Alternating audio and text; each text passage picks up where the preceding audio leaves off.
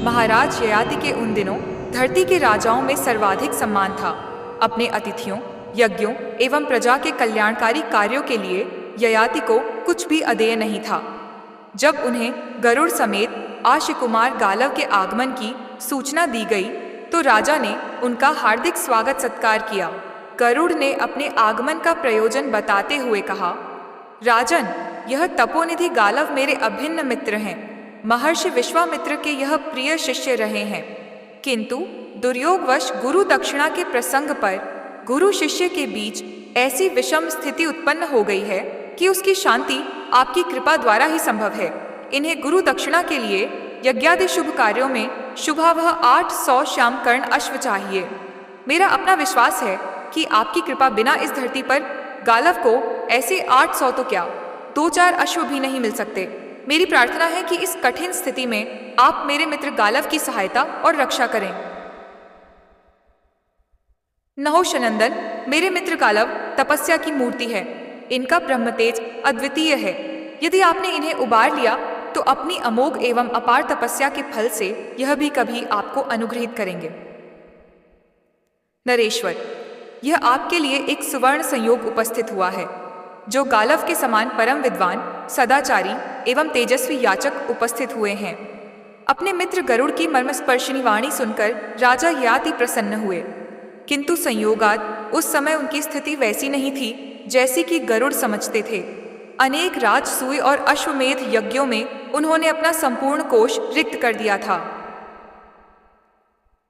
कुछ क्षण गंभीर सोच विचार करने के अनंतर उन्होंने अपनी त्रैलोक्य सुंदरी कन्या माधवी को समर्पित करते हुए गालव से कहा, ऋषि कुमार, मेरी यह कन्या दिव्य गुणों से अलंकृत है। दैवी वरदान के अनुसार इसके द्वारा हमारे देश में 4 महान राजवंशों की प्रतिष्ठा होगी। इसे संग लेकर आप पृथ्वी के अन्य राजाओं के पास जाइए। ऐसी सर्वगुणोपेत एवं सुंदरी के शुल्क के रूप में राजा लोग अपना राज्य तक दे सकते हैं। फिर 800 श्यामकर्ण अश्वों की तो बात ही क्या है, किंतु मेरी यह भी प्रार्थना है कि 800 अश्वों की प्राप्ति के बाद आप मेरी कन्या मुझे वापस दे देंगे। ययाति पुत्री माधवी को संग लेकर गरुड़ और गालव सर्वप्रथम अयोध्या के राजा हर्यश्व के पास पहुंचे, जो उस समय न केवल अपनी दानशीलता, शूरता, परदूह कातरता तथा समृद्धि के कारण धरती भर में प्रसिद्ध थे, वरन संसार भर से चुने हुए अश्वों को रखने के कारण भी विख्यात थे। अयोध्यापति ने उनके आगमन का कारण पूछा। आशिकुमार गालव ने राजा हर्यश्व से माधवी के कुल, शील एवं गुणों की चर्चा करते हुए जब अपना मंतव्य प्रकट किया तो राजा हर्यश्व की प्रसन्नता का ठिकाना न रहा। किंतु विडंबना यह थी कि उनके पास वैसे श्यामकर्ण अश्वों की संख्या केवल 200 थी। हर्यश्व ने अपनी असमर्थता प्रकट करते हुए गालव और गरुड़ को यह सुझाव दिया, आपको मेरे ही समान अन्य राजाओं से भी माधवी के शुल्क के रूप में वैसे श्यामकर्ण अश्वों की प्राप्ति का उपाय करना होगा। मैं अपने 200 अश्वों को देकर माधवी से केवल एक पुत्र उत्पत्ति की प्रार्थना करूंगा। दूसरा कोई चारा न होने के कारण गालव और गरुड़ ने अयोध्यापति हर्यश्व की बात मान ली और ययाति पुत्री माधवी को अयोध्या में निर्दिष्ट अवधि के लिए छोड़कर कुछ दिनों के लिए अन्यत्र चले गए।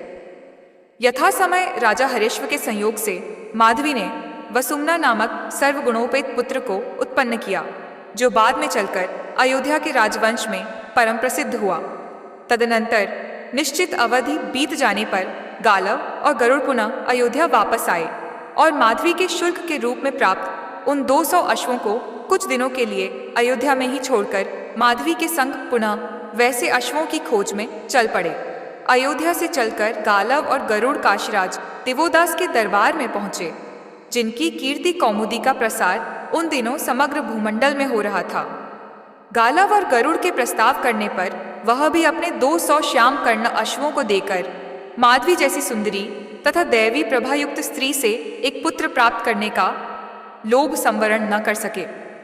नियत समय बीत जाने पर माधवी के संयोग से काशीराज दिवोदास ने प्रतर्दन नामक पुत्र की प्राप्ति की, जो बाद में काशी राज्य का पुनरुद्धारक ही नहीं प्रत्युत वंश परंपरागत शत्रुओं का विध्वंसक भी हुआ।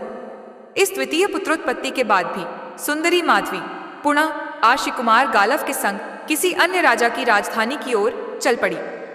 इस बार गालव और माधवी पक्षीराज गरुड़ के संग भोजराज उशीनर के यहाँ पहुंचे, जो अपने समय के राजाओं में प्रतिष्ठित थे। भोजराज की अतिशय समृद्धि और अदम्य दानशीलता की उन दिनों पृथ्वी पर बड़ी चर्चा थी, किंतु संयोगतः उनके पास भी 200 श्यामकर्ण अश्व थे।